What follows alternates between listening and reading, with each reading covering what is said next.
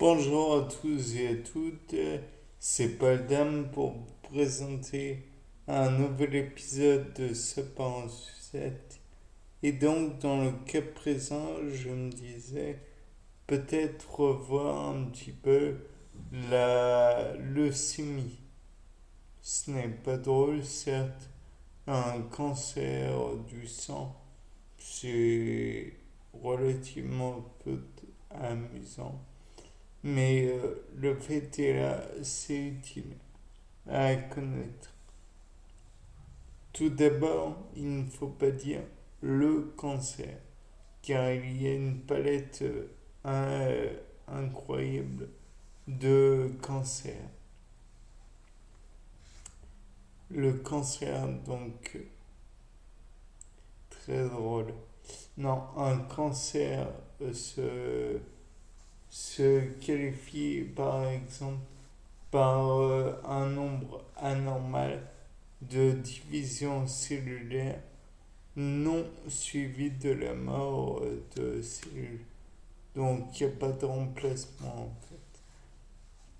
Et donc le fait est que dans le cas de la leucémie, c'est c'est un tissu bien particulier qui est mis en cause, à savoir le tissu qu'on appelle le sang. De là, on va dire, oui, mais le sang n'est pas un tissu. Si, il est qualifié comme tissu corporel. Donc, de là, on va dire aussi, mais dans ce cas, il y a beaucoup de cellules dans le sang et des cellules différentes. Effectivement, les cellules considérées sont les leucocytes. Euh, je ne sais plus par contre quel type de leucocyte particulièrement est mis en cause dans la leucémie, puisque vous savez qu'il y a les monocytes, macrophages, lymphocytes, et j'en passe des meilleurs, mais je ne sais plus lesquels. Peut-être que c'est comme dans le cas du sida, avec des cellules comportant un marqueur bien particulier, genre CD4 ou CD8. Ça, c'est dans le cas du sida. Naturellement, il en existe des tas d'autres marqueurs. Et donc, le fait est que la propagation de, comment dire, de cellules sans qu'il y ait de mort cellulaire par la suite donne que le sang devient plus visqueux, plus dense. Et donc, comme on peut le remarquer par exemple, si l'on utilise de l'érythropoïétine dans les cas de dopage, donc qui augmente artificiellement les quantités de globules rouges et érythrocytes pour ne pas les citer, euh, le sang devient plus visqueux. S'il devient plus visqueux, alors plus de difficultés pour le cœur de les faire circuler dans les veines, dans les artères, dans les capillaires, en somme dans l'ensemble des canaux sanguins.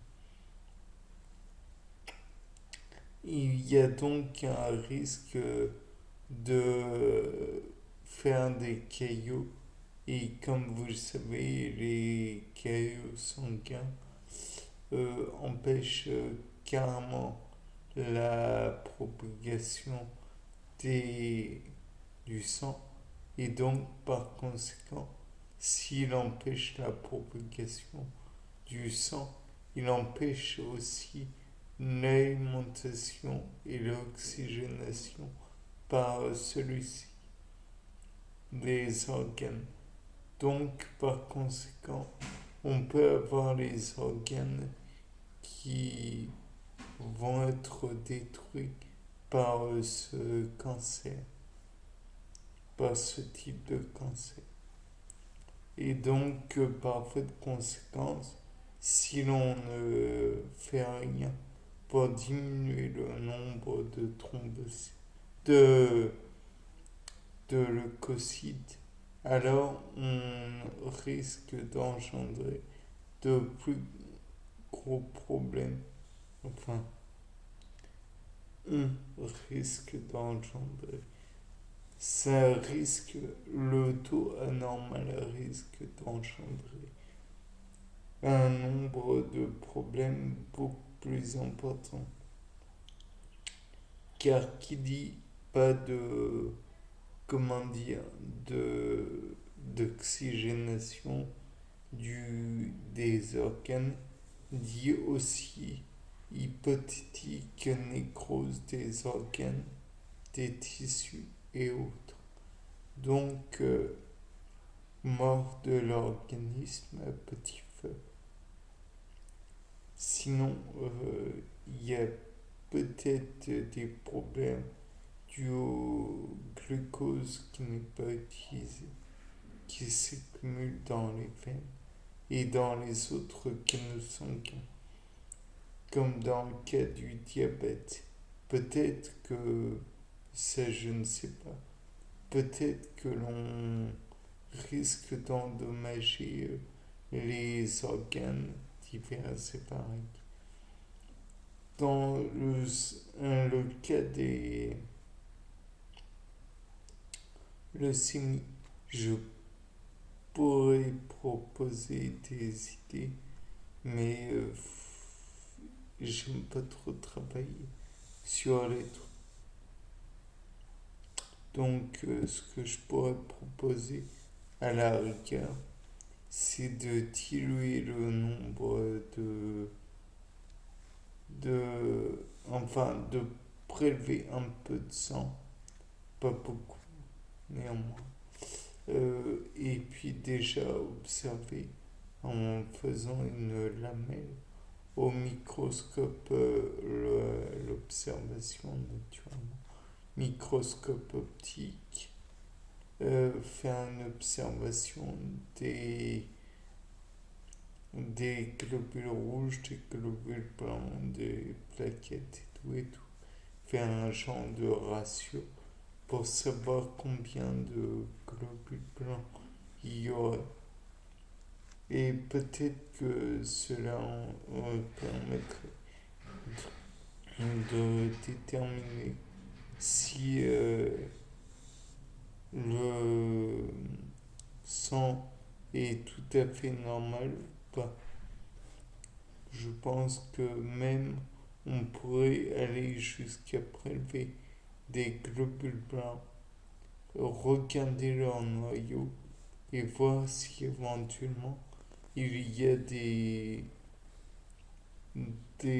sur-mitoses, un nombre de mitoses trop important. Peut-être qu'il pourrait même y avoir des gènes qui sont présents, enfin, qui enclenchent la mitose et qui pourraient être en nombre trop important. Peut-être pourrait-on envisager aussi la possibilité que les globules blancs sont incapables de faire face à des bactéries autres ou des virus, puisqu'ils seraient trop occupés à faire des divisions cellulaires. Peut-être qu'ils s'empêcheraient les uns les autres de faire leur boulot de globules blancs. Peut-être pourrait-on mettre une gélose contenant des bactéries, permettant ainsi de déterminer si éventuellement le sang contenait trop de globules blancs et donc s'empêchant les uns et les autres de faire leur travail.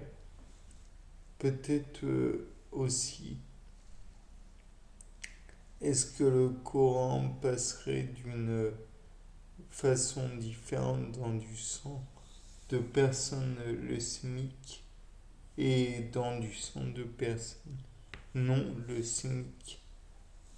On peut aussi imaginer que dans le sang d'une personne leucémique et dans le sang d'une personne immunodéprimée, il y a des différences non négligeables à observer encore une fois au microscope optique.